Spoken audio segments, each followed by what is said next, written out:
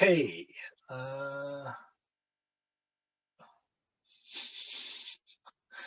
Yifan, I think you want me to give you the ruler.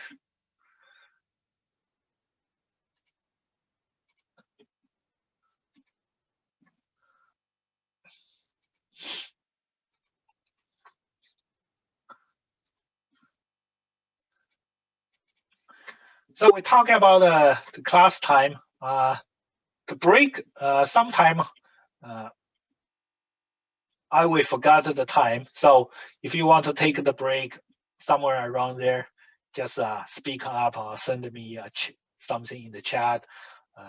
If I speak, or sometime maybe I just need that actual 1 or 2 minutes to finish the topic. You speak up, I will ask you. But if I forgot the break time, just let me know.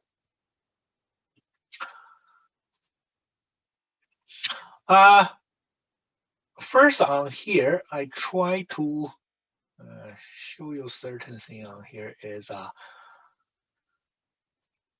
most of you guys are construction electricians, so talking about automated controls, probably don't have too much idea. So I have some video to show you.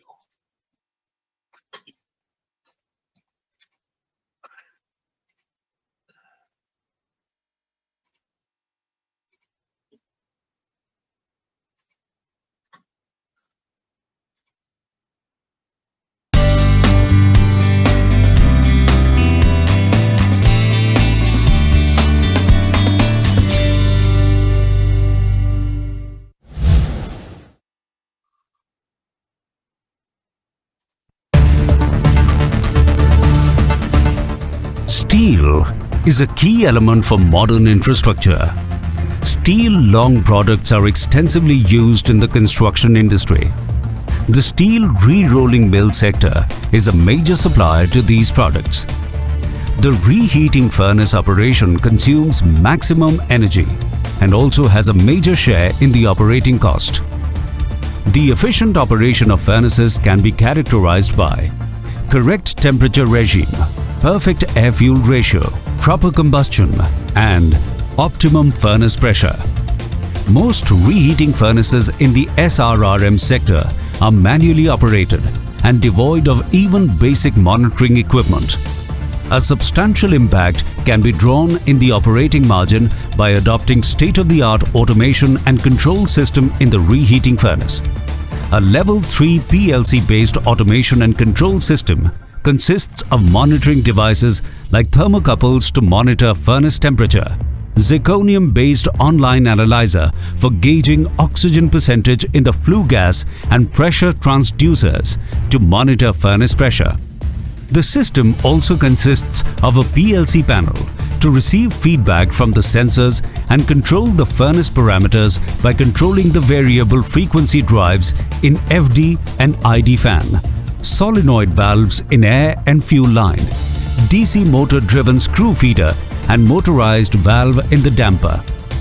The closed-loop system consisting of the sensors, control circuitry and control drivers allows maintaining the zonal temperature of the furnace at optimum level, maintaining the excess air level to the optimum level, and maintaining the furnace pressure at optimum level.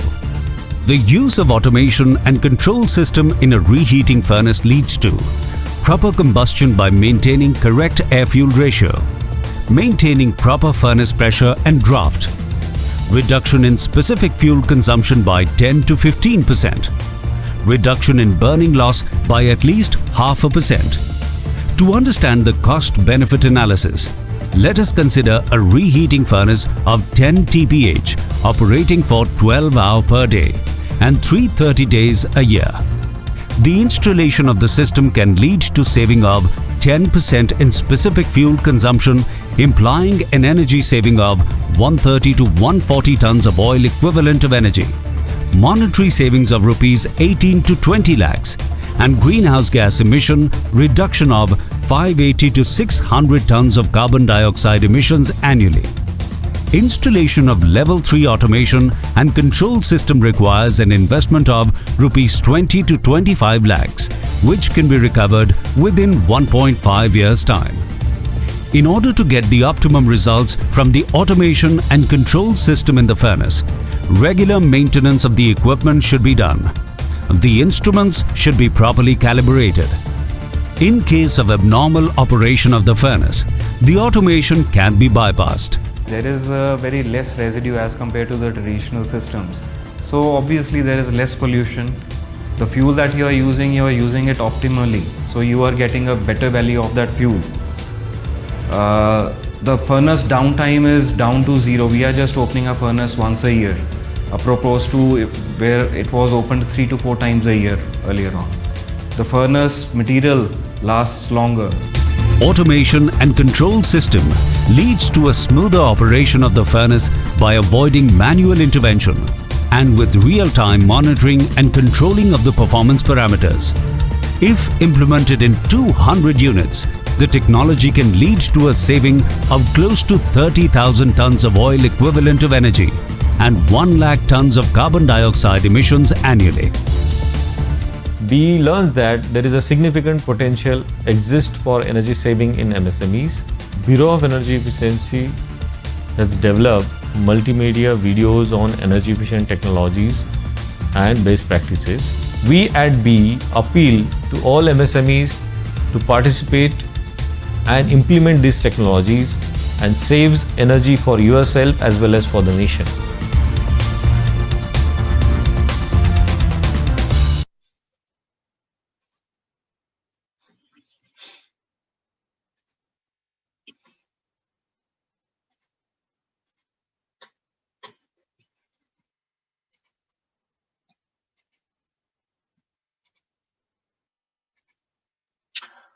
Yeah, so that's the video. I think this PowerPoint is given me by another instructor, Alan. Alan's teaching the parallel class for the automatic controls. So he found those videos and he just tried to use in the video to explain if we don't use the automatic controlled system, which is basically using some operator there. We hire some guy just try to watching, try to monitor. So then you have to based on personal experience to control the whole operation. It's a wasting of energy, wasting of money, and also sometimes you might get a bad batch of steel come out. By using the automatic system, it's not only energy efficiency, it's also you can save lots of money down there. I know when they speaking, they talking about the money in India, and someone asked me, is that a conversion table in the code book? If you go to the India, you probably can find a conversion table down there. Now here. Also, you want to have they call the optimal temperature, pressure, and the air to maintain the best production for the steel making. So in there, we're gonna using how going to measure the temperature. We're gonna talking about those sensors, transducers, and those are all in this automatic control. So we need to learn. We're gonna learn some basic thing about this automatic control down there. And we have these fans, motors, those valves gonna be also involved in this automatic control. Also, to put it in the simple form, what's the automations there? So they give you some example in your home for your lights. You can go in there to manually turn the lights on and off. That's considered manual control. Or you can install some timers, but the timer, we just reach a certain time, the light will come on, certain time, the light will be off. You know, in Vancouver here, or in BC here, the winter getting dark pretty early and getting bright pretty late. But in the summer, we're getting dark very late, and 4 or 5 o'clock in the morning, it's already bright outside. So if you're using timer to control the lights, also we have some kind of problem down there. You might not be so energy efficient. But with the motion sensor or the light sensor together, for sure we can improve the efficiency of home lighting system. So if it's still bright outside and even there's people walking around, the motion sensor working with the light sensor together, they're now going to turn the lights on. And when getting darker, so when those two sensors are working together, they will automatically turn the lights on, off. So that's in the home, but in the factory, usually in the industrial, mostly industrial process, we like to use automatic controls, but there's also some use manual controls. But to answer this, what's automation? We try to show you a basic video down here.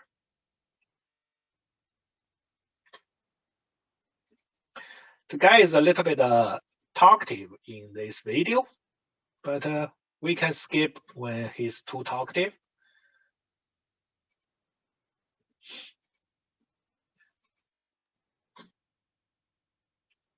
Okay, be prepared for the loud sound. Or industrial automation a few times here and there, and you're wondering what it is and how it actually works. In this short video that's brought to you by RealPARS, you're going to learn what industrial automation is in a very basic and simplified way. Let's get into it.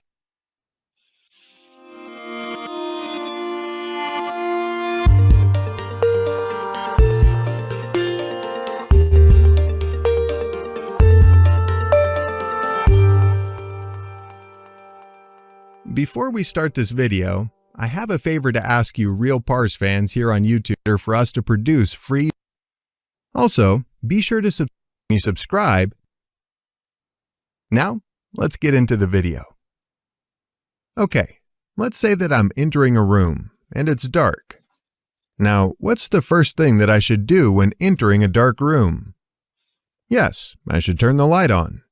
That means I should manually press the switch on the wall and turn the light on.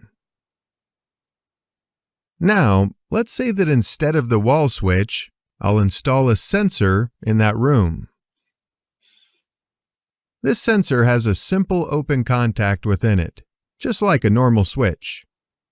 The way that this sensor works is that it always looks into the room, and when it sees someone entering the room, the open contact is going to be closed, and following that, the light's going to turn on automatically. When the person leaves the room and there's nobody there, the contact will be open again, and this time, the light will be turned off automatically. So by having this sensor installed, I no longer need to press any switch on the wall when I enter or leave the room. With the new system, everything happens automatically on its own, meaning when I enter the room, the sensor kicks the light on automatically, and when I leave the room and there's nobody else in there, the light automatically goes off. Now, if we consider turning on the light in the room a process, we can say that when I need to press the switch on the wall, the process is happening manually. And when the light turns on and off on its own, when someone enters or leaves the room, the process happens automatically. So here I have manual versus automatic. Now, what's the difference between these two? Well, obviously the automatic way is more convenient for me, right? Because here I don't need to press anything on the wall to turn on and off the light. The automatic way is also more energy efficient, because with this method, when I leave the room and nobody else is in there, the sensor is going to turn off the light after a few seconds. With this method, I can expect to see some real energy savings here as well. Good grammar and spelling are important, but if you want to write essays that inspire, So this is a very basic example of a manual versus automatic process. Now, let's bring the same concept into a factory, the manual versus automatic concept. When we're going to manufacture a product, there's always a start line and a finish line. The start line is where the raw materials enter into the factory, and the finish line is where the final product is manufactured and ready to be shipped. Between the start and finish lines, there's a process that turns the raw materials into that final finished product. So here, I have a process. The raw materials can be considered as the input for this process, and the final product can be considered as the output, or as the final outcome. Now, just as the process of turning on and off a light, this process of manufacturing a product in a factory can happen either manually or automatically. For the manual process, we can hire a few workers to do the job. But with the automatic way, we can put a system in place that is able to take care of the whole manufacturing process, or at least some parts of it, automatically. For instance, let's say that you're going to start a cupcake business and you want to make your own cupcakes. To make the cupcakes, you'll need a manufacturing process, where all the necessary ingredients come in as the input and a delicious cupcake comes out as the output. Now, at the beginning of your business, when you're on a tight budget and of course have fewer customers, you can hire one or more workers and train them to make the cupcakes based on your recipes. With this limited manual manufacturing process in place, you may be able to make the cupcakes at a reasonable speed and with consistent quality. But as your business grows, trying to make more cupcakes manually with a high consistent quality will be very difficult. Why? Because humans make mistakes. For instance, if one of your coworkers adds more of one ingredient, that batch of cupcakes won't have the same quality as the rest of the cupcakes. And if this happens often, your business will start losing customers and eventually losing money. Now, what should you do to solve this problem? To solve this problem, you'll need to hire an engineering firm to help you turn this manual cupcake manufacturing process into an automatic process. With the new automatic manufacturing process, you're going to have fewer employees and more machinery. This means with the new system in place, your machines are going to take care of most of the jobs that were previously done by the workers, and they're going to do it fast, hassle-free, and accurate. So with the automatic process, you're able to make more cupcakes with the same constant high quality, and this helps your business grow faster. The same principles apply to other industries such as automotive, steel, or oil and gas. For these industries to be able to manufacture the final product based on the new standards, they need to have an up-to-date automatic manufacturing process. So industrial automation is all about large-scale processes with a high degree of quality and consistent accuracy. When we need to manufacture a product on a large scale with consistent quality At the same time, we need to hire an engineering firm to design an automatic manufacturing process for our business or factory.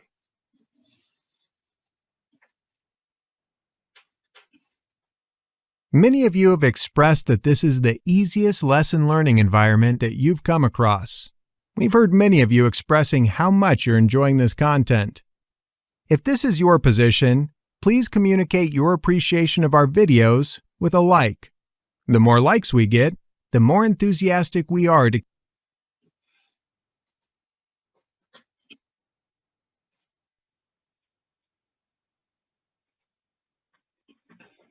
So I hope that give you a basic understanding of what automation is. The automation can be, we're talking about in the regular use at your home or at a building, or most commonly in the industrial place. I saw someone talking about the light getting dark in the room. Look at the name of that device. It's called a motion sensor. So if you're sitting on there or you're sleeping on there for a while, have no motion, yeah, the motion sensor is not going to working. You're going to think there's nobody in there. So those things also need to be improved. Sometimes they have to have a infrared sensor in there. So because your body gonna emit radiant heat, but also you might have any kind of heating equipment in there. So the sensor have to be able to detect the heat and detect motion. Yeah, so the occupation sensor, they detect the heat and the motion together, because what if I just have a heater in there?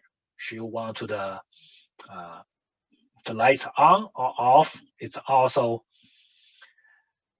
hard answer the question if people just sitting there study.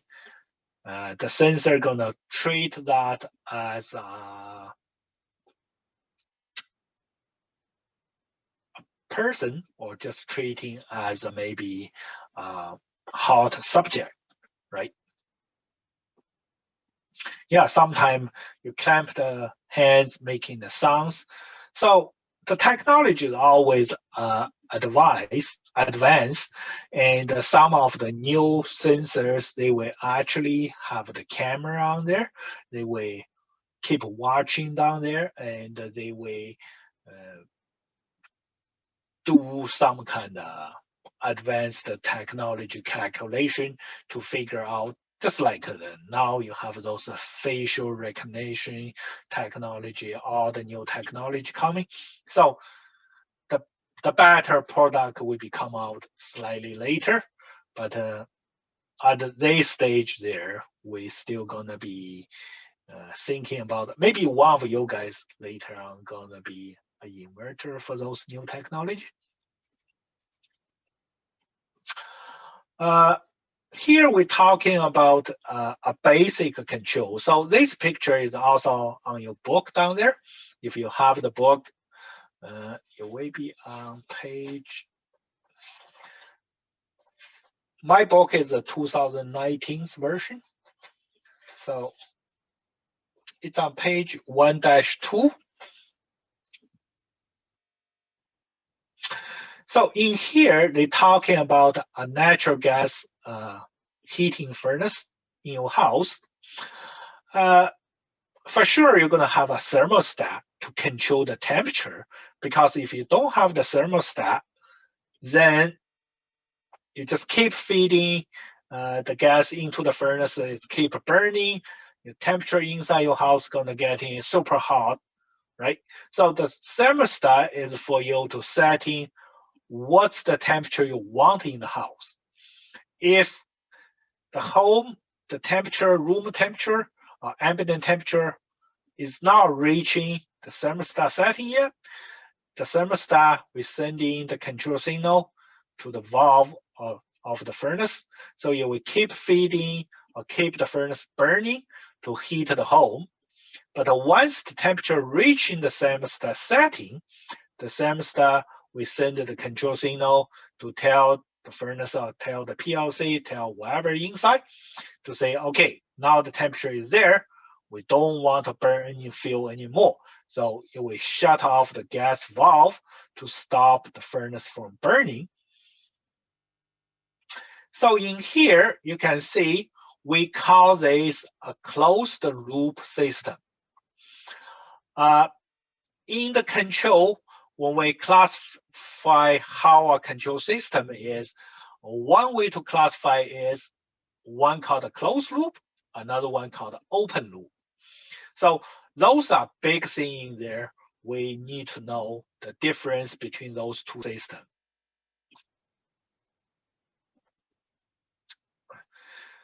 For the open loop control, we could have some example down here. So they give you the example is a clothes dryer because the guy writing this book, and it's many years ago. So there's two different type of the clothes dryer. Oh, I mean, what I said is you have to know the difference between closed loop and the open loop. We just get into here yet. If you're looking down here, they tell you the open loop control has no measurement feedback. So also, some of you never been in my class before. And what if I tell you this is very important information? What you have to do?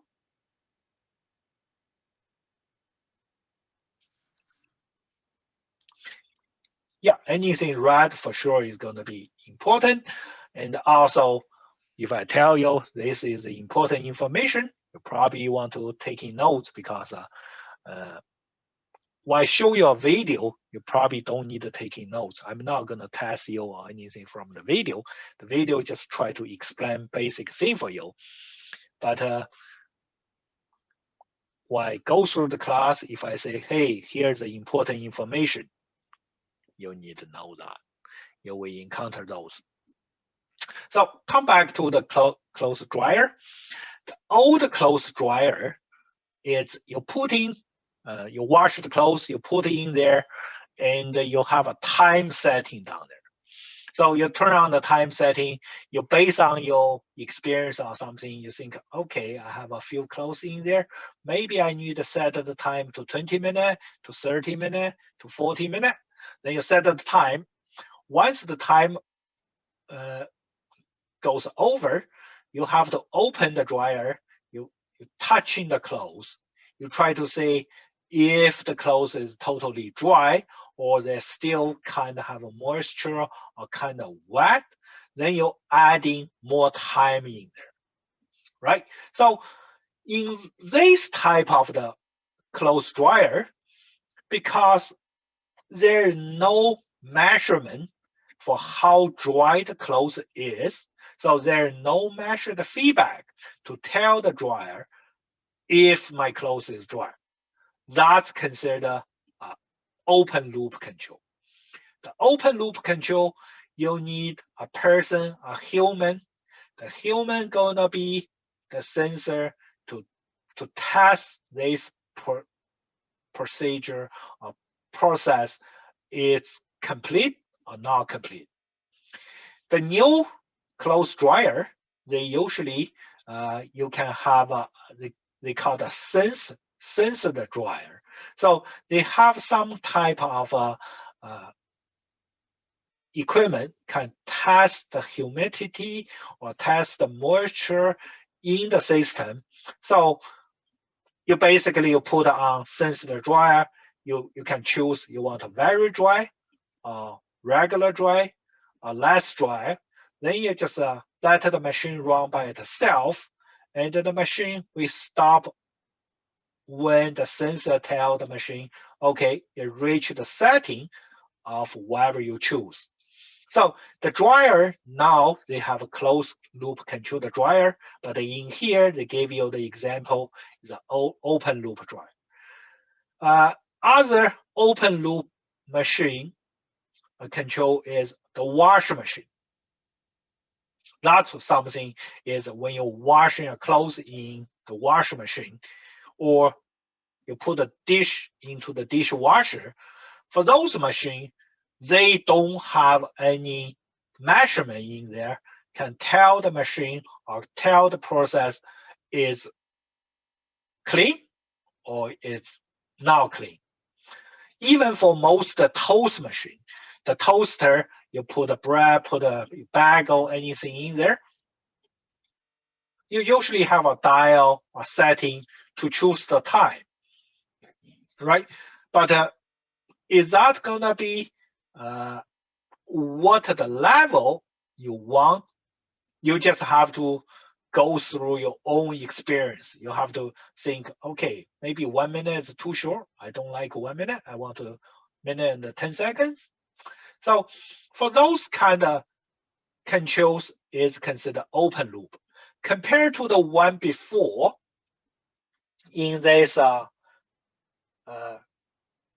heating furnace down here, the thermostat with sensoring, we measure the room temperature, then you will sending the feedback signal to the controller to tell the controller, okay, now you can turn the furnace off, or you need to turn the furnace on when there is lower temperature.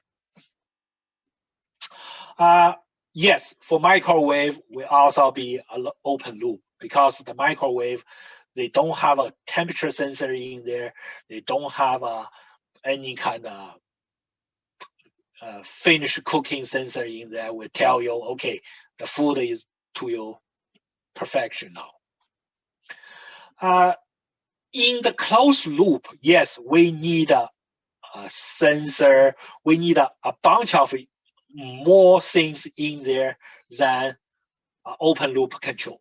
But basically, the open loop system, you will not have a measurement. So you use the sensor to measure those.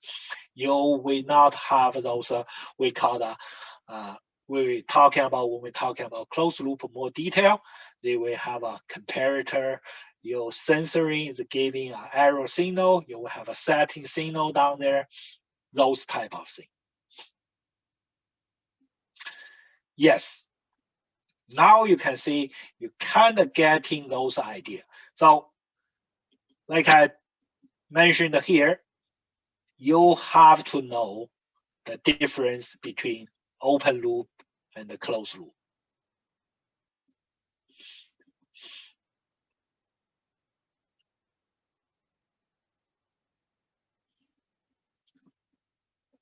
So if you don't have those sensors or anything, you need a human, need a person to check, to make sure the process is complete. That's also, it's all considered as open loop. Yes? Someone want to ask a question? No? Okay. You guys want a coffee break, or okay, we keep going?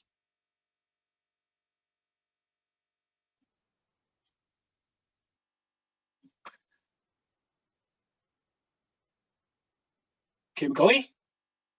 Okay, sure. So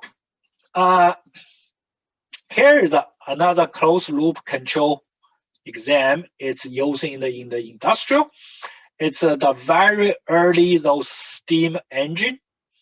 So before those steam engines are really hard to control, because you will never know if you have too much steam feeding into the system to driving the turbine, to driving the load, or if your load changes, you have too much energy in there to causing the equipment damage. So there's some very smart guys. He invented this called a flying ball speed governor. This one is also in your book, explained down there. Basically, this metal ball here depends on, this is a rotational shaft. So when this shaft is rotating at a higher speed, you will have a more centrifugal force. So those balls will be pushed more outside. When those metal ball got pushed outside, they will lift this collar up. And when this thing got lifted up, the valve, this control valve for the steam to enter into the turbine, we got closed. So if you have too much energy in there because this thing is flying too fast, then the valve gonna get enclosed, so you will have less steam into the engine turbine. The speed gonna slow down. But if you have the turbine is driving a heavy load, so if there not enough speed to rotating this thing, so because when this shaft is rotating at a slow speed, the centrifugal force will be smaller, and those metal balls will drop down. And when they drop down through this mechanical linkage, the valve will become opened bigger, so you can feed more steam into the turbine to driving the load. So this is also called speed governor. This is how they can automatically control the speed of the turbine to driving the load.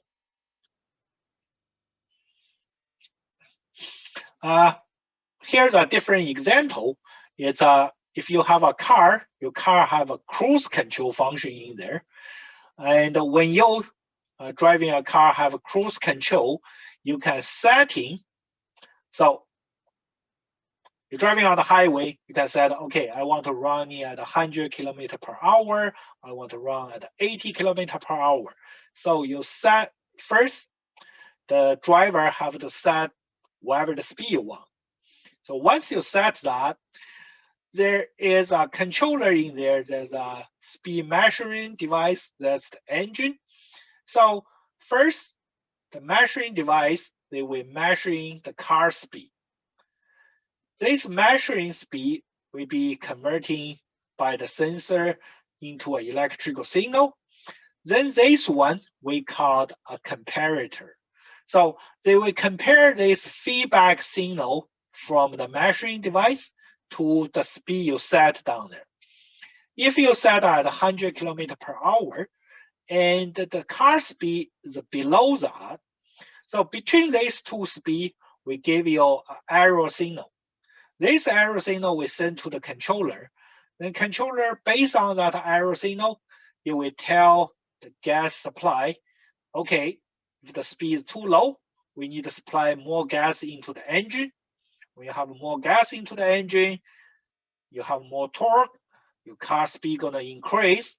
So the feedback measurement, the measuring device is keep constant monitor the car speed.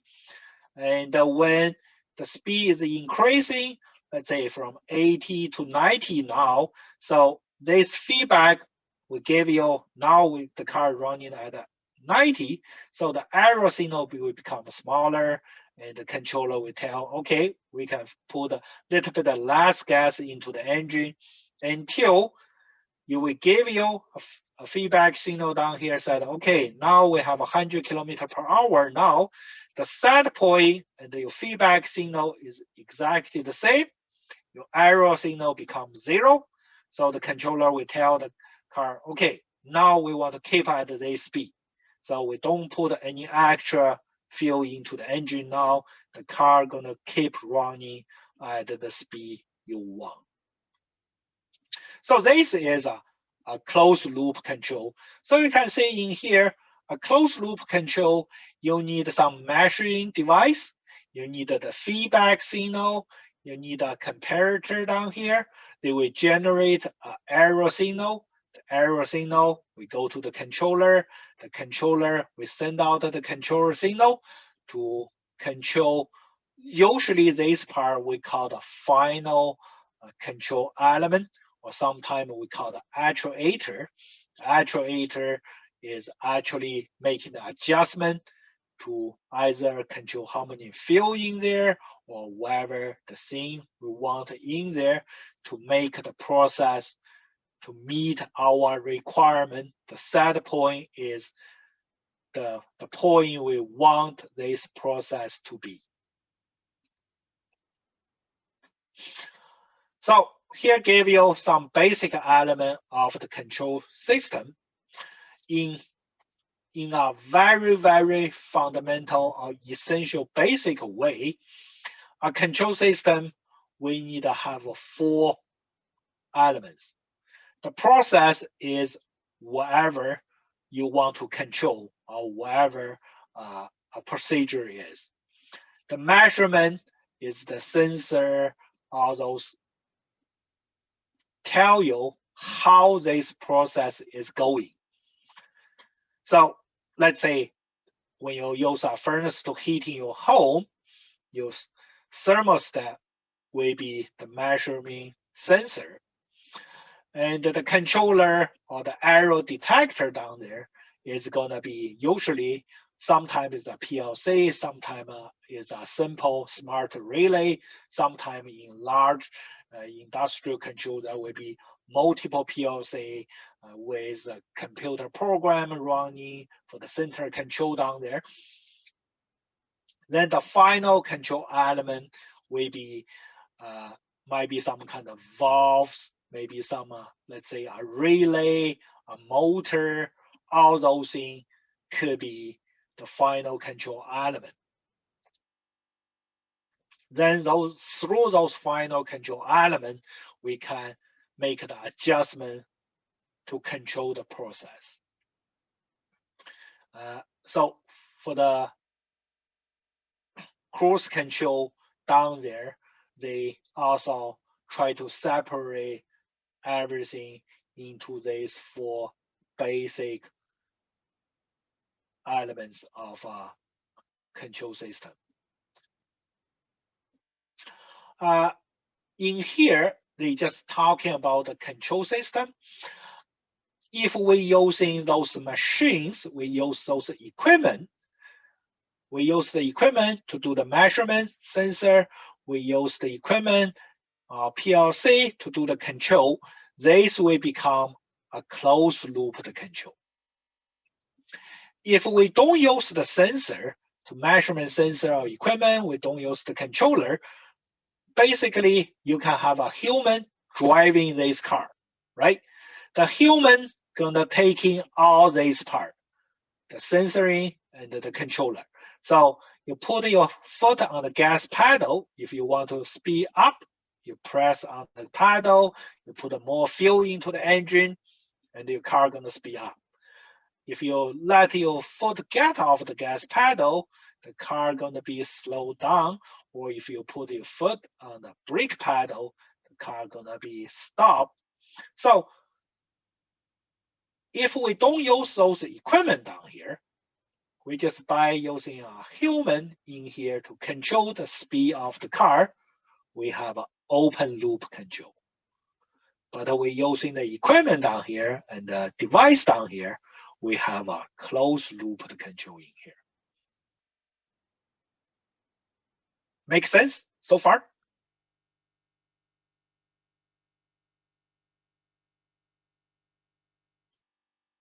Yes. Okay. It's a free country down here, right? You can speak up, you can say anything you want, and don't be too shy in my class. You pay the money, come here, try to learn something. I know this automation is slightly little bit. Yeah, the process is whatever you want to control.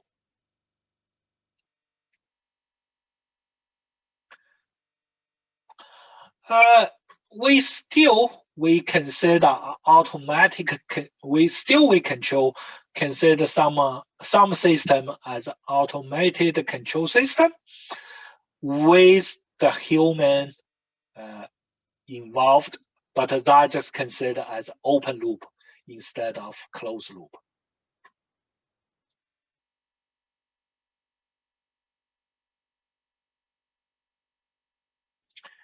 Yeah, so some open loop system, we still consider them automatic control system. They just need to get human involved. They just it's considered open loop. Yeah. They also talking about the advantage and the disadvantage of this closed loop control system. For the closed loop, they say they can take control in the place where the human cannot be working, like if the temperatures are too high, or if there's a chemical or radiation, anything can cause hazard or danger to the human. Yeah, the open loop most of the time need the human to close it. And also, your closed loop system, because the machine take the measurement through those PLC, they can do the control much faster than sometimes the human need the experience. If you hire a new guy, it probably take a longer time to figure out what to do. You have an experienced person, they can do faster. But the machine, once you put all the parameter in there, they will just follow it. The cupcake sample give to you, you're using those automated controls. It's always consistent with your output. And by a human operation, you guys know yourself, you're on the job. Sometimes you have a bad day, or sometimes it's a Friday or Monday, you're not totally back into the working mode yet. You might make some mistake on the job, right? They take in more variables. So for non-experienced person, when you process all the information, gonna take in longer time. But the machine, as long as you wire all the sensor in there, you program them properly, you will get the right outcome. And machine need maintenance. As long as you keep them in good shape, they're gonna keep going. They can work in 24 hours a day. They don't have a union. But a human, we have to take a break. We have to maximum working hour. There's always a limit, because if we do something very long, we will feel tired. We want to take a rest.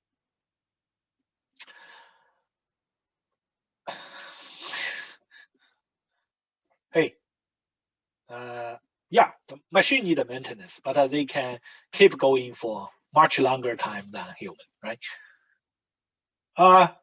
Okay, don't get me wrong.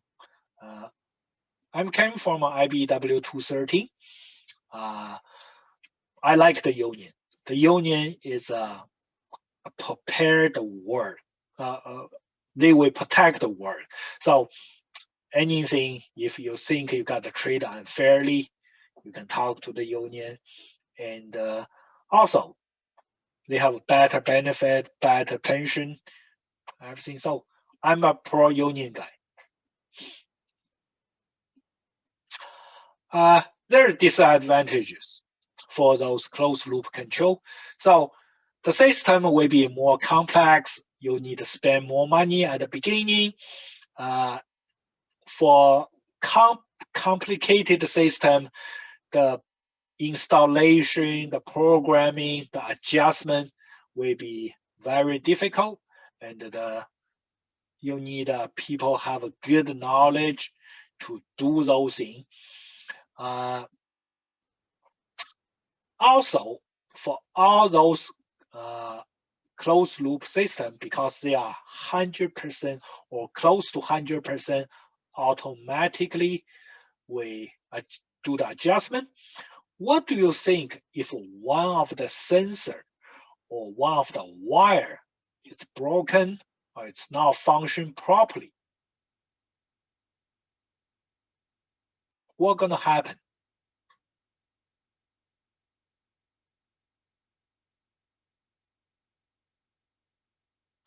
yeah, runaway is one of the way we try to describe those kind of situation, right? Just let's say there's a people, I got nothing to against the Tesla, but they have those autopilot system. They think they can drive in the car by itself. So there's a people trying to do that. Okay, now they said you're not supposed to get your hands off the wheel or whatever, but there's still people trying to do that. Then, if your sensor or your controller or anything, either the sensor have problem or I heard something is they supposed to see there is a car in front of them, but there's a white big semi-trailer cross the road, so they didn't see that.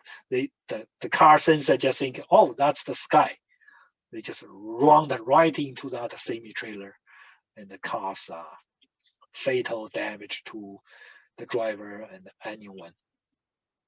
So that's the dangerous thing is with some closed loop system.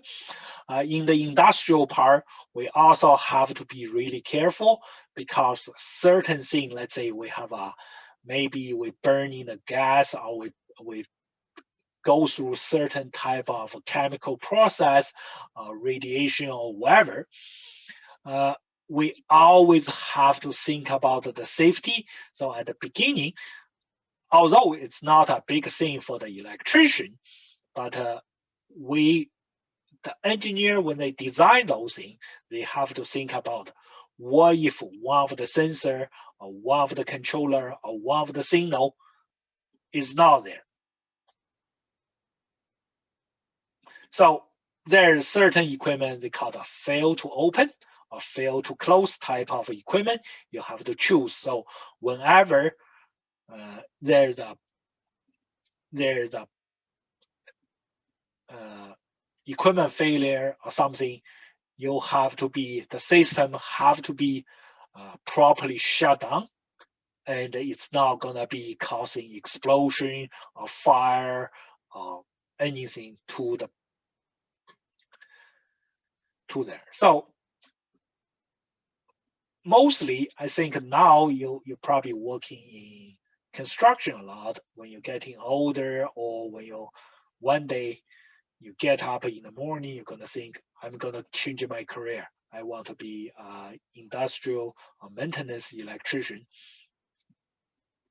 Then when you're working on those equipment, you gotta be careful. Sometimes something in there is for the safety. You don't want to bypass or ignore those in the system.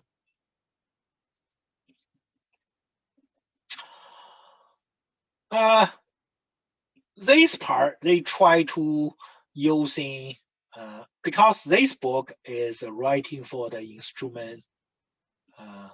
instrumentation technician. We using the same book as theirs. So in the book there's some more deep knowledge. Like say they try to using this in here. Basically, those they consider steady state and the dynamic state. So certain thing is like a static state, certain thing is in the dynamic state. And P here means the process, M here means the measurement, C here means the controller, the V here is usually the final control element. They call the, because in the industrial, lots of time it's using the valves to open or close to control the final elements down here. So this page is not very important to you guys, and especially in this course, we will do some calculations for the sensors. That's gonna be module 2. And in this PowerPoint, they give you lots of those formula down here. You don't need to worry about too much about those formula. So basically, if it's a steady state, you just have two certain value things, compare them together. They might give you the gain for this between the input and the output. For this D down here is dynamic control. It's the dynamic control is not simply just two value compared to each other. The value down here is related to the time. So it takes time to do the changes for the value. So it's not a constant value down here. So they try to, the instructor, he tried to explain what's a steady state and what a dynamic state is. If you're thinking about something, I think to identify, I can use some basic sample down there. So if you have we have an input and output for a process. In here, we just basically consider maybe a voltage input and a voltage output. I'm not gonna using this one too much to explain that to you. I can do this on a piece of paper. So if I have a circuit,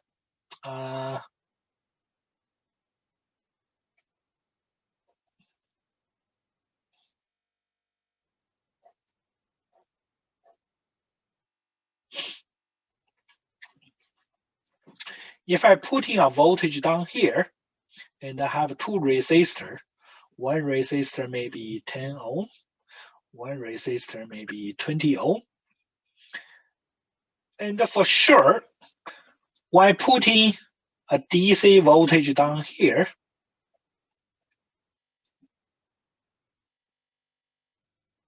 I can measure a different voltage down here, right? And this value, because I have two fixed resistors, if I have a variable supply, if I change it here, I can change the value down here. But because this is we call the voltage divider circuit, this voltage is always a portion of that voltage. So in here, your voltage 2 is always 2/3 of your voltage 1. So this is considered a steady one.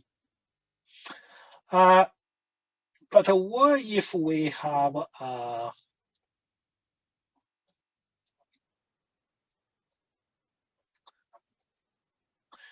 different one? Instead of two resistors,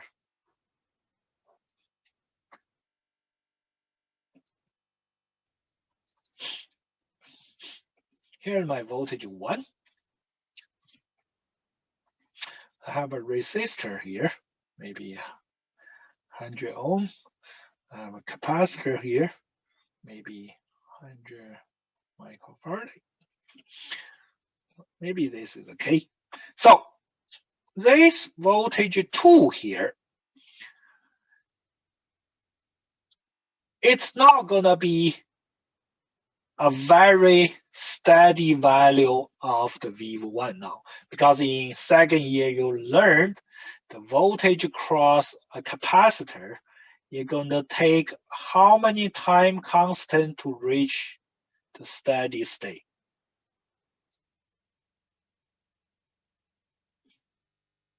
Five time constant. That's totally right. So you're gonna take that, the time gonna increase or the voltage gonna increase in a curved value. If you put in a DC down here, it will take 5 time constant to reach there. what if this one become a AC down here? Especially a variable AC. So you guys learn. So this one we always constant changing. They can increase, they can decrease, they can increase, decrease, but it always gonna be slower than that. That's where the voltage here is not gonna be in a certain constant ratio down here anymore. It's gonna become a curved increase down here. So that's where the dynamic and the steady, the difference between them is down there.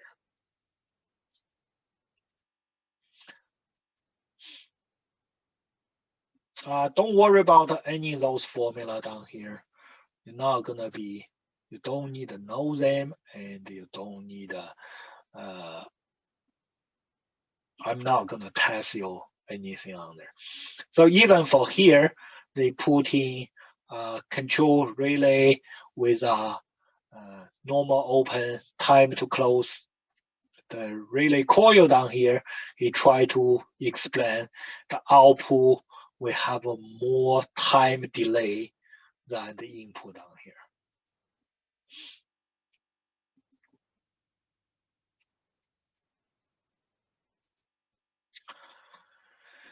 Okay, now, sorry.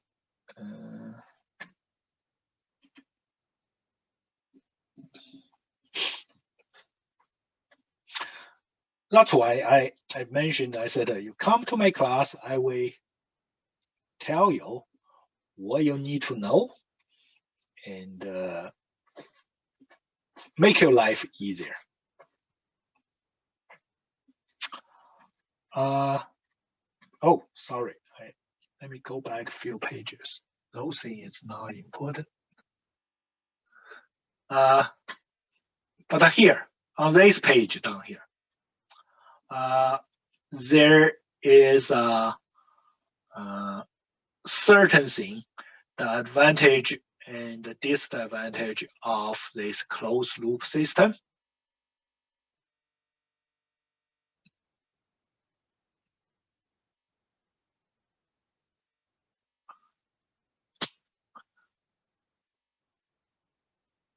Okay, let me finish this part first.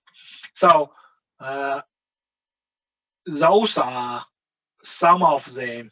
It's important, right? So if they ask you to compare a closed loop to an open loop system, they probably looking for something like is the closed loop. Do you think the closed loop system will be more accurate than an open loop system?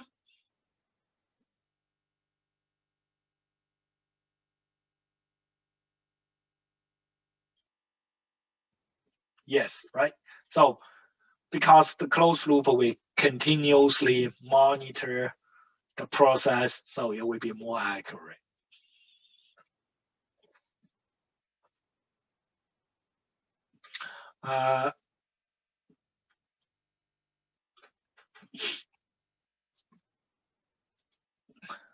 And also, I think it's in here. So the basic element of that closed loop control, you will have all those elements down there. And if for open loop, you're not gonna have those measurement sensor, controller, ISO detector. You're just gonna have a human to process those things. So those are something important. You have to know them.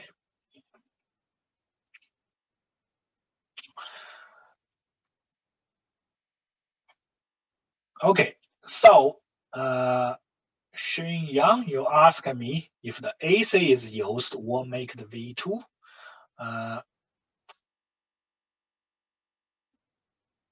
You saw this formula down here.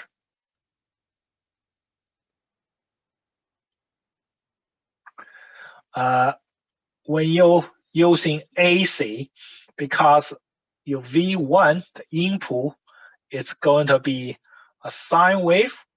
The sine wave voltage will kind of relate to the time down there. So your output voltage will also relate to, so basically your output voltage will be your input sine wave times this portion.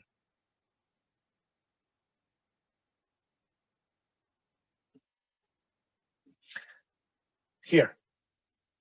So for a very short moment, they're going to have a delay, but they will be also kind of sine wave output, but it's time related calculation down there. So as an electrician, you don't need to know that. We're never going to ask you to calculate that in as electricians.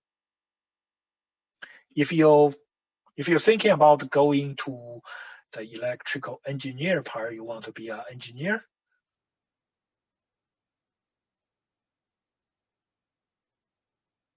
Yes, that's right.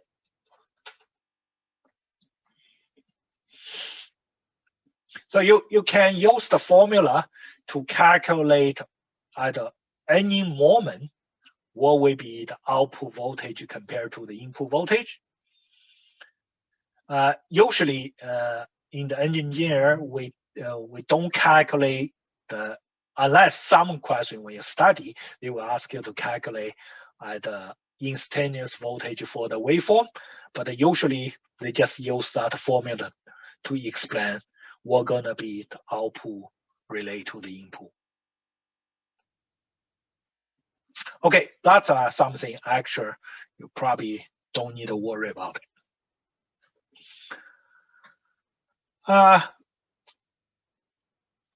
Here's an example. Oh, sorry. So we're gonna skip the break today, right? You guys agree, or you guys still want the break? Okay.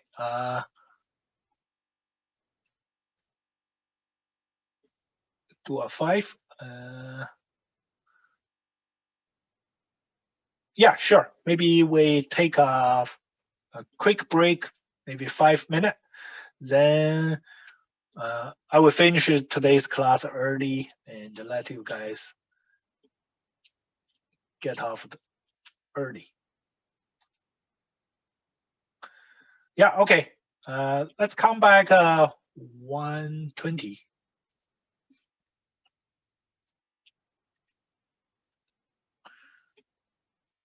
Give you a 5-minute break.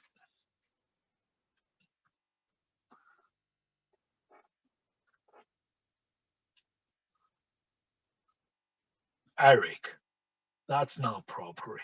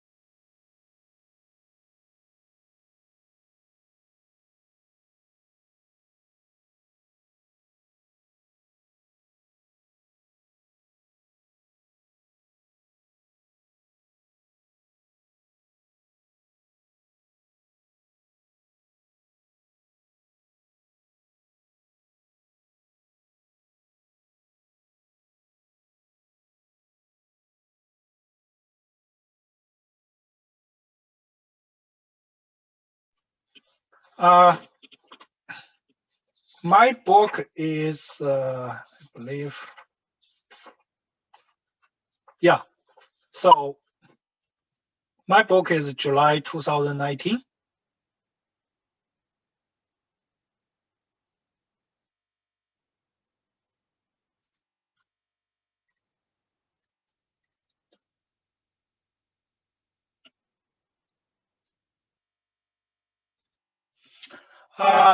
Mostly probably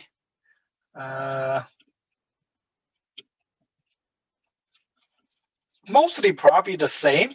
Maybe sometime the page number might be changed a little bit. Other than that, I think usually the new version, they just are adding few things in there. Now from this version to the one I had before is they added some appendix in there. Sometime they have the older version is in one paragraph and they divide into two different paragraphs. So I don't think will be that much difference between 2019 and 2020.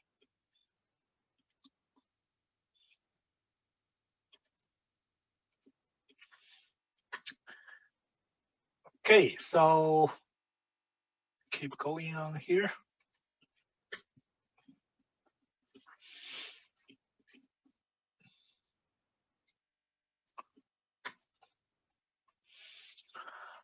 This is an industrial situation where they using this solvent in this tank for some kind of process. But for this part, they just try to keep the liquid solvent in this tank at a certain level.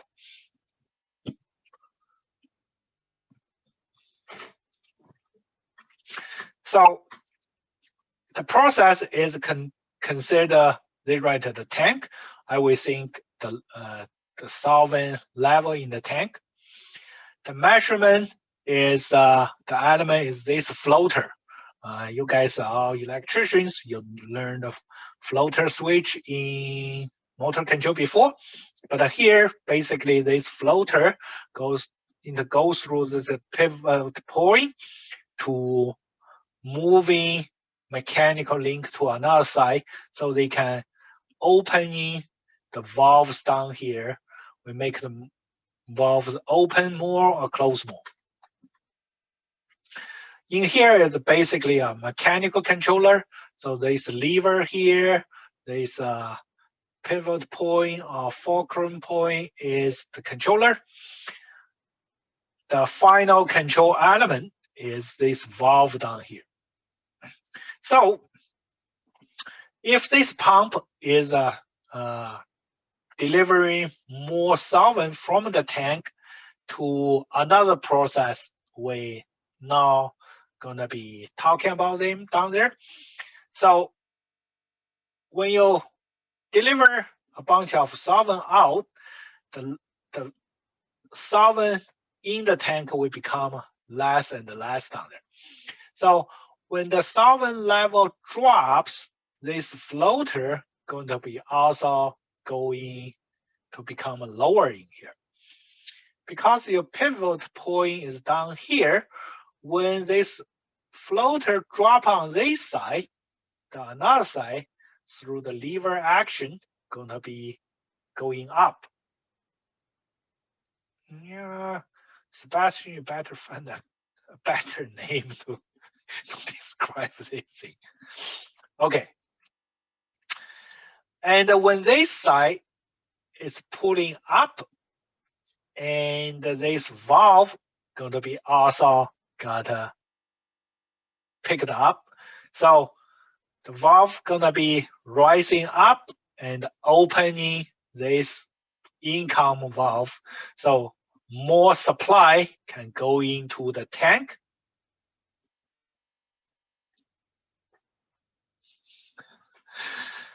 And sorry.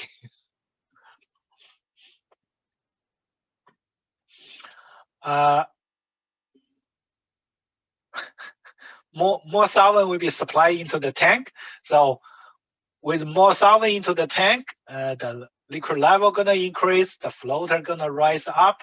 When this floater rise up, reaching, it's gonna be causing the lever causing this side gonna go down. So you're gonna close the valve. Once the pump output and the input from the supply here reaching equal, the solvent level in the tank gonna be keep constant on it.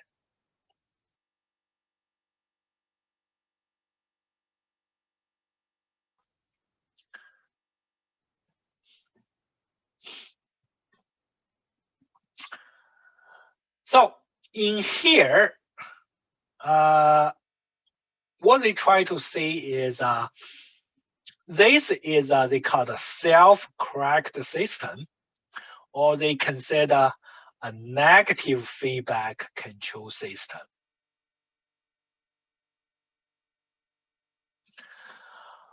Mostly the industrial control process, they require this self-correction system or negative feedback control system.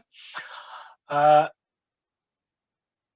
we call them the negative feedback is you can see when this level goes down, they will send the signal down there, try to opening the valve to get a more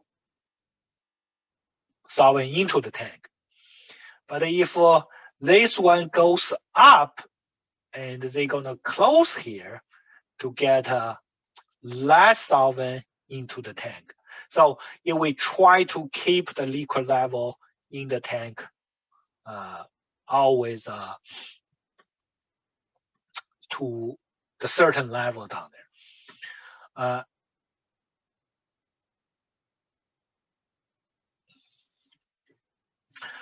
there. There is then they also talking about it called the direct action and the reverse action. We're gonna talking about that one slightly later. So let's look at this one down here. This pump is taking whatever the liquid, let's say still the solvent from this tank to another process downstream. So when this one taking more solvent from this tank, what happened to this floater? Yeah, David, you are right.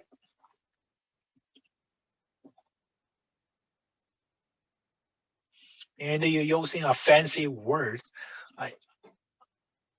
I know that word, but sorry, I can't say that word properly.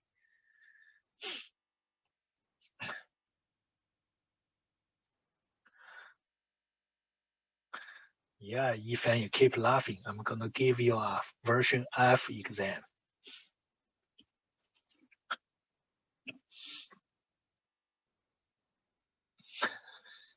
Okay, so if the liquid level drops and this floater gonna drop down, and when this one drop down, is this side gonna rise or lower?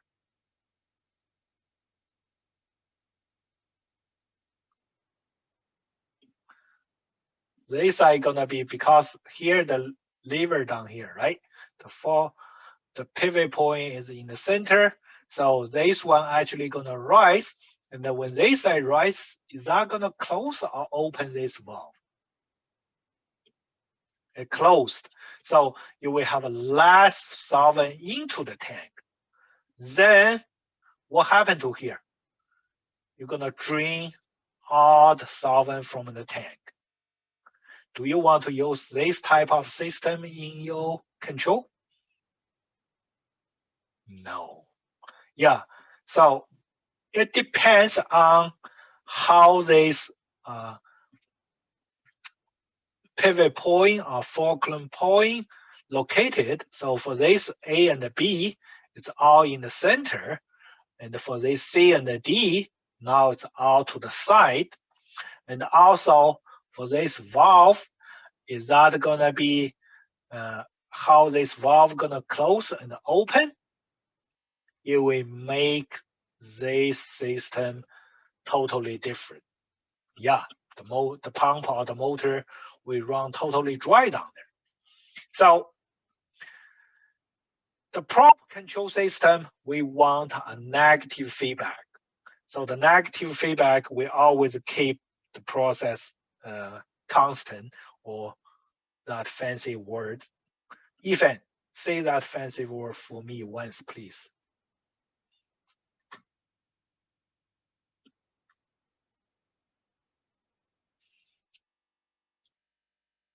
Guys are so quiet.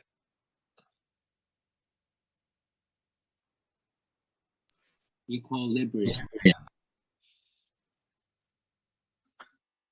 That's okay. That's good. Yeah, I'm happy now.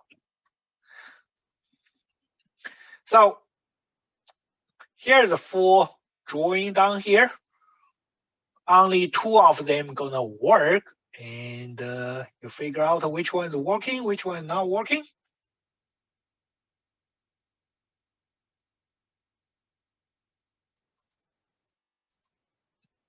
So A is not working. B is working. C is working. And D is not working.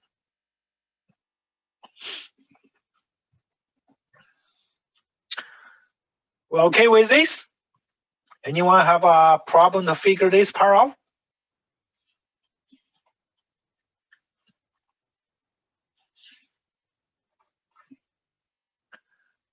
Okay.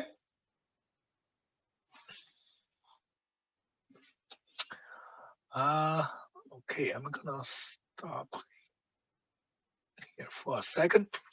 Might have to.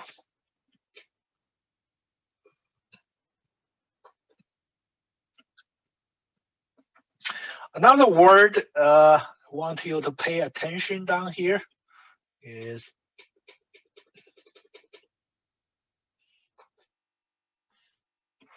this word called the set point. So in your process or in your automatic control, you're always going to be have a, they call the term called the set point, or the desired value.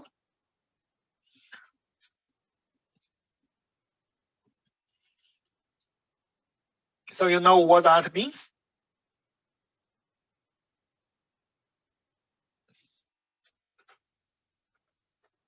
Yes, no? How many people you already had this book?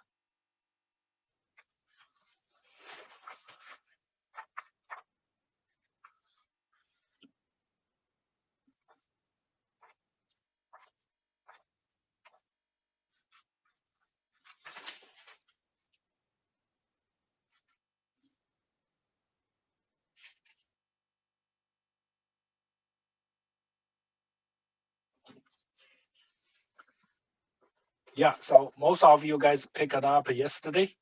At the back of this book, it's called Module 9.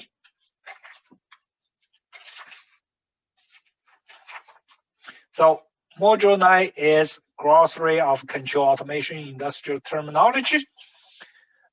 If for whatever the reason, there's a words you don't know or don't understand,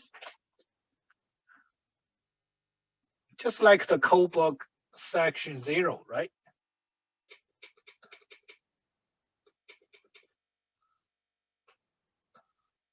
They will give you the explanation or definition in there. Yes. So in the cruise control, that will be the speed one.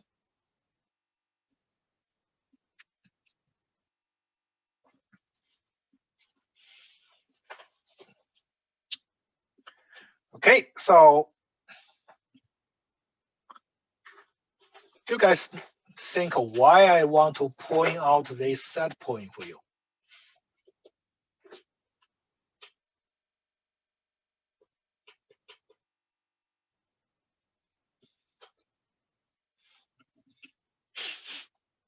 I probably point out to you for a reason, right?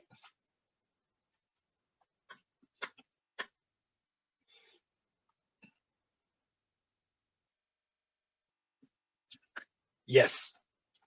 Good.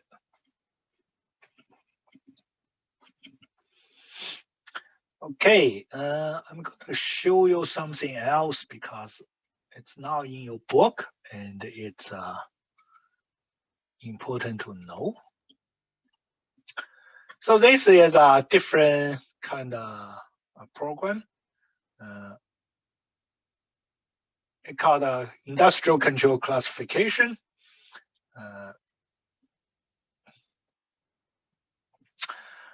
They can classify motion and the process. Motion is control the physical motion of an object or the movement.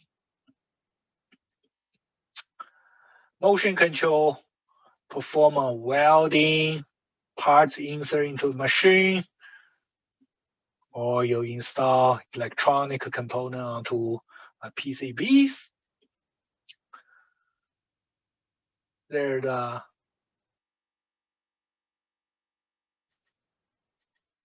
So those are the characteristics of motion control. The position, speed, they could be acceleration or deceleration, and they have to measure the position. They respond to the input command with a fraction of a second because the motion usually keep moving, so they have to be respond pretty fast. They also refer to as servo mechanics. Servo is another word, I think means movement or something. Printing, machining tools, packaging, copier. The other type of control is considered process control. In process control, one or more variables are regulated during the manufacture of a product.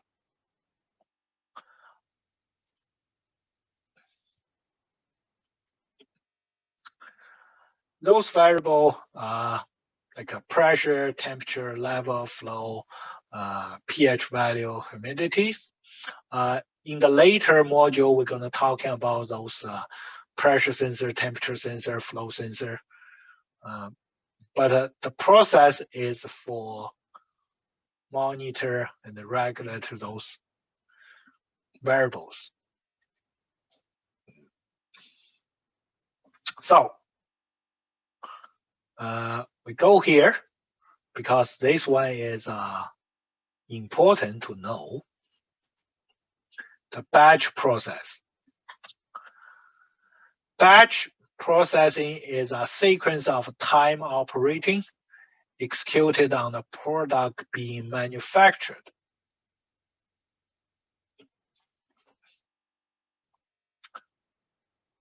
Okay, you cannot hear me? This one wasn't giving out any sound, just my speaking down here. It's lagging. Other people?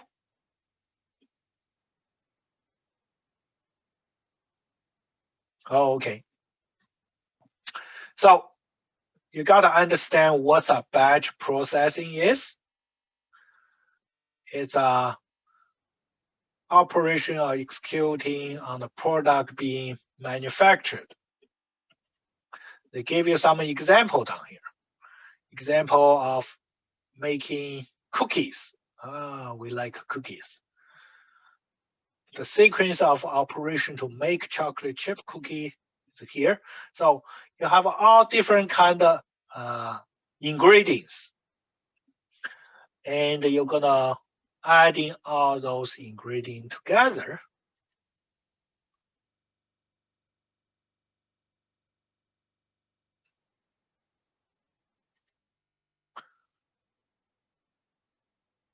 And then, so now we're gonna put in all different kind of ingredients here. Then we're gonna mixing them together.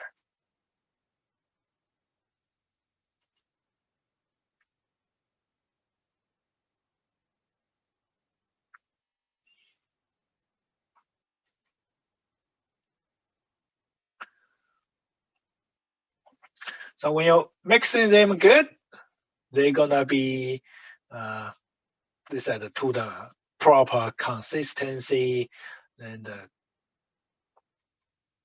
they're gonna putting those out as a cookie balls.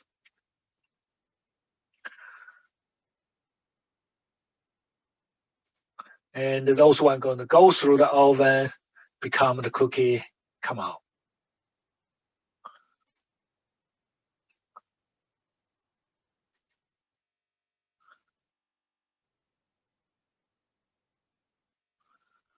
So they go to the packaging machine.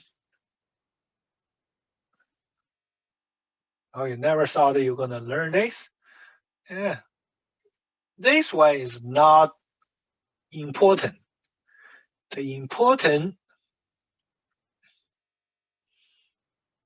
thing is we want you to understand what's a batching process. Yeah. Your job is not to making those cookies. Your job is to build this system or maintain this system or understand this system. Eat the cookies. That could be our job. So product like a food, petroleum, soap, medicine made from mixing of ingredients that go through a similar batch process. If you're working in the cookie manufacturer, you can get a free cookie all the time. So, do we understand what is a batch process operation now? Yeah, you better understand it. No, this is not in the book.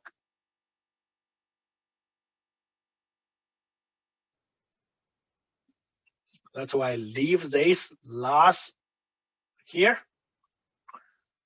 The product like food, petroleum, soap, medicine made from mixture of ingredients undergo a similar batching process operation.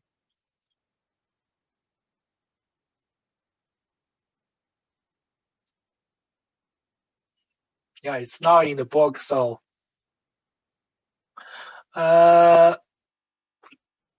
I heard from another instructor. He told me this is maybe they call the copyright stuff. So I cannot give you those videos, but in the D2L, you probably we have some.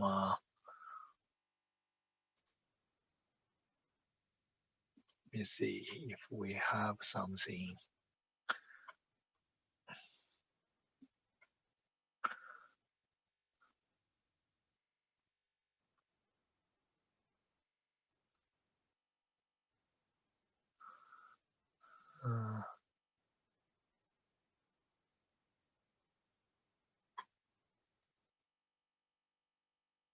So you have something here. The batching blender with a flow ratio controller. You can check on there. They probably, yeah. Basically, you're mixing multiple ingredients to produce a product.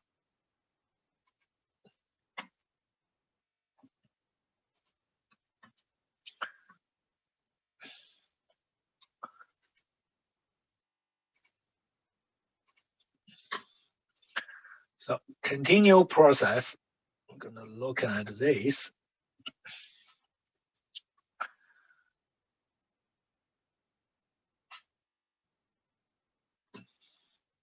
In continue process, one of more variable being controlled as the product is being produced.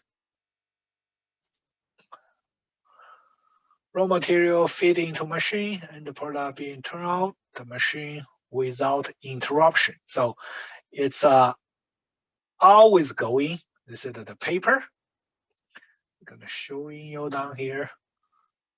So you got the wood, you break them into chips. The chip goes through the washers, bleaching, and the cleaning. They come out as a pop and got rolled over and stretched and came out. So this is considered continuous process.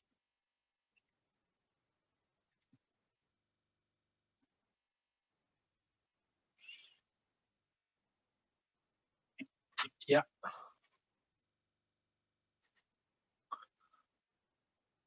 So continuously feed into the machine, the end product is turned out at the machine without interruption.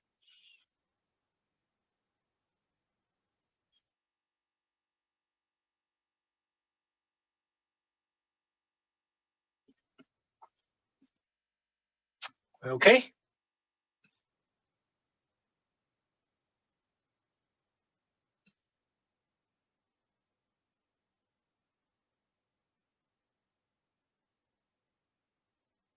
Shane, you okay, or you still need more time?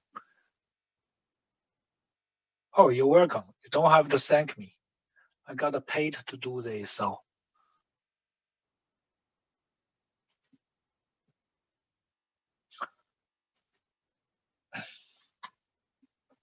So wire, like a clothing, plastic bag, they always use continuous process.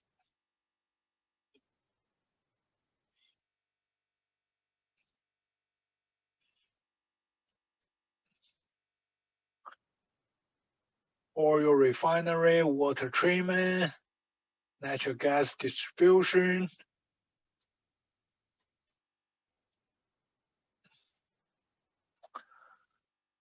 Between motion control and the process control is control method that's required.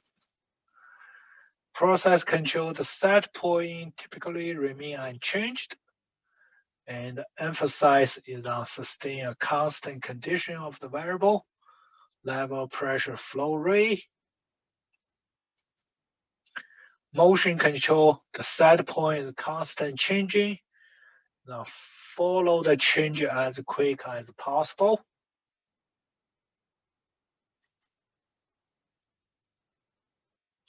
In motion control, the response time have to be very fast.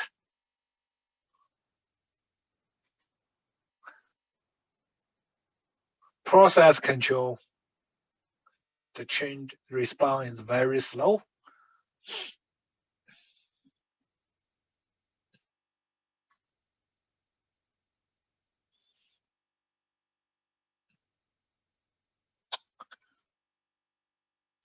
So you ready to do some quizzes?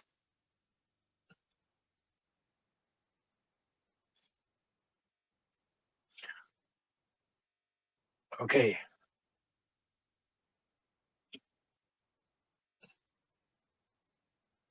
A or B? A.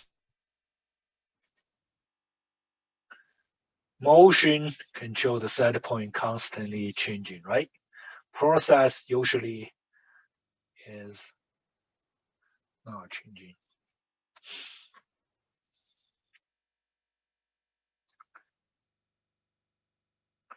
Now A or B? B. B will be the right answer.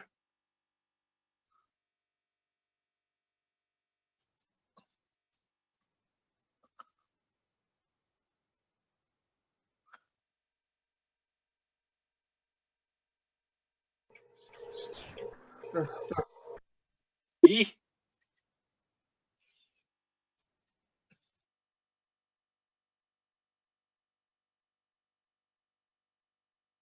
Now A or B.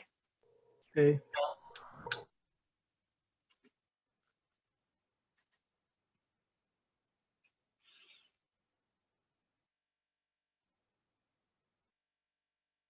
A or B. I can use some polls, but so you guys can answer there. So B will be the right answer. Continues. Okay, this one is good. One more thing.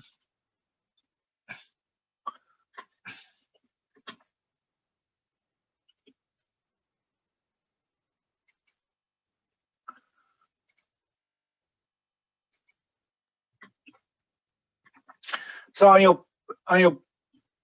your book, I think slightly different than my book.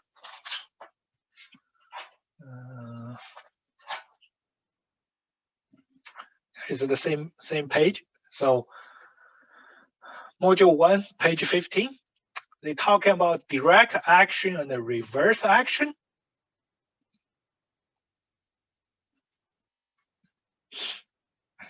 The direct action they call it the control output signal will be respond to any control input signal in the same direction. The reverse action they call the control output signal will be respond to input signal in the opposite direction. They're talking about you choose the appropriate direction of the control action is critical or essential in building those automated system. For here, I probably just gonna be give you some example down here. Let's say for direct action control. I think if you let's look at let's say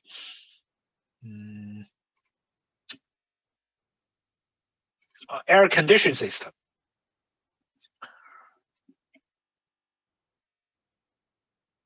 Right, air conditioning system we try to cooling the temperature down. So if your ambient temperature or room temperature is very high, so you want the room at 22 degree, but if the ambient temperature is 30 degree, you have a 8 degree higher than the room temperature. So this signal going to the controller of this air condition, the 8 degree difference we also call it the arrow signal going there, because this arrow signal is 8 degree. So you will try to turn on the air condition at the full power. You want to cool the room down very quick. Or if you set the temperature at 22 degree, but your room is at maybe 23 or 24, so you only have 1 or 2 degree higher. And when you use this arrow signal to control your air condition, you probably want to start your air condition, but you don't want to start in the full power. So you guys, some of you probably learned variable frequency driver, probably some of you not. So you can use that to control the motor speed, the pump in there, the circulation down there. So it's kind of like if you have a more arrow signal in there, you want to, if the room temperature is much higher, you want to give more power to run your motor faster. But if your arrow signal is smaller, you might be want it to running slightly slower. Reverse action is kind of like we're talking about the solvent tank before. So if you're draining out a lot of the solvent, you want to input more solvent into the tank. And if you have a less solvent drain or you have too much solvent in there, you want to close the valve to let less solvent into the tank.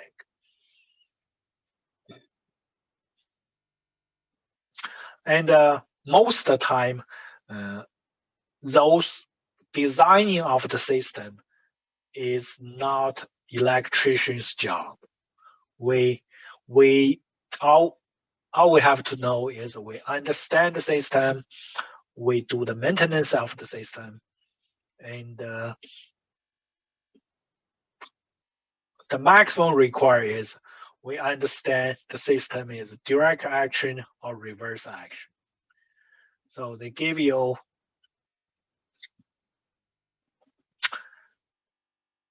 the answer down here.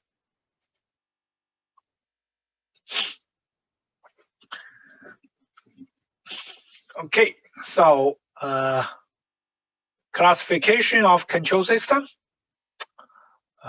We are really close to. Let's just finish this page, or you guys have too much. Oh, I think I promised you I will let you go early. I haven't meet my promise yet.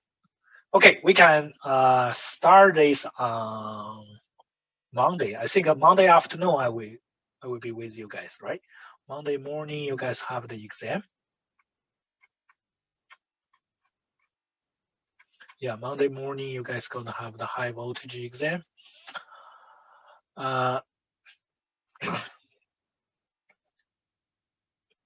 Yeah, good luck everyone. So for the weekend, you're probably gonna prepare for your high voltage exam.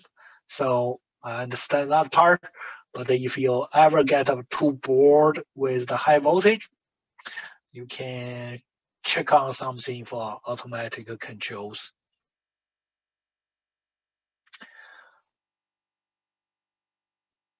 Or sometimes you might need a little bit of rest, take your brain off those study, little bit, just a little bit. You got to tough out for these 10 weeks, then you can relax yourself for a while. Okay.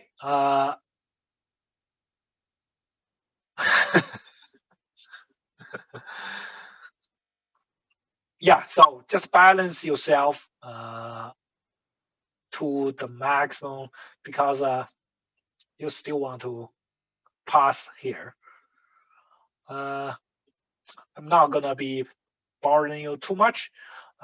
If you don't have a question, I will see you Monday afternoon. So Monday we start at 11:30. Don't be late. I'm not gonna like today gonna wait. There's a few guys didn't come. I don't know why, but other than that, if you have a question, you can stay here to ask me. 8 o'clock. So we start at 8 in the morning, 8 to 10:30. Then morning is 8 to 10:30. Afternoon is 11:30 to 2.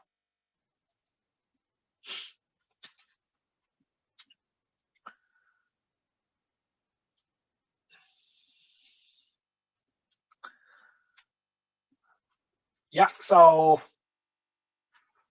if you don't have a question, I will see you Monday afternoon. The exam, exams they usually start from 7:30 to 8 o'clock.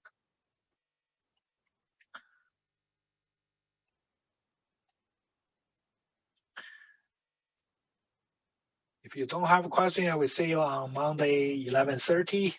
If you have a question, you can stay here I will try to answer your questions.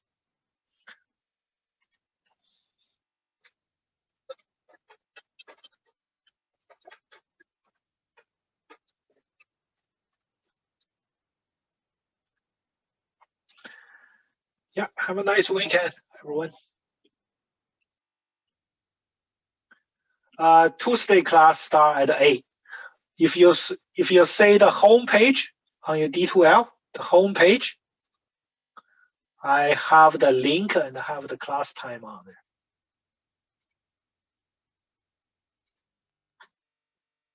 So if I have the morning class start at 8, afternoon class start at 11:30.